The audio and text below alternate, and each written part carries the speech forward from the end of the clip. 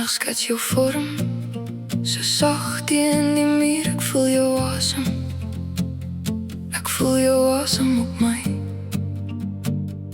En iets beweeg soos rillings, nie op my vel nie, maar dieper binne my. Dis snaaks op tyd net ophou werk wanneer jy naby is. Ek het lang geloop deur paaie wat niks gesê het nie, gesoek na iets wat reg voel, iets wat reg voel. Maar elke draai, elke stil plek het my maar net weer teruggebring na jou. En as jy my aanraak, nie hard nie, net genoeg, voel dit of iets binne my stil, stil oopgaan, soos vlinders wat wil vlieg. En jy maak my voel, ek is genoeg. Hoe is dit moontlik dat een mens my so kan laat voel van binne?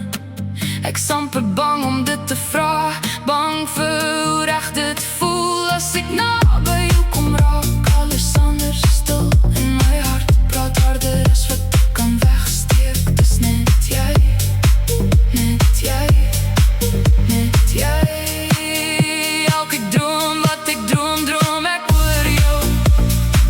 As my hart voel of dit breek, steek ek met my hand na jou toe uit. En dis jou stem wat my weer deurtrek.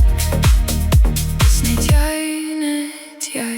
Sagte woorde in 'n donker nag wat nie wil slaap nie. Jou hande warm, stadig, soos jy weet presies waar om te wees. Elke oomblik sê iets sonder om dit hardop te sê.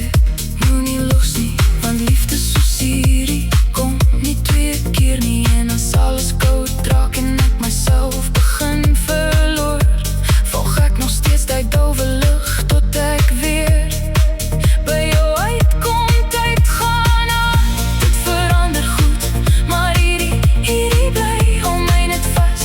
Al is dit stil, want jy's nie net iemand nie.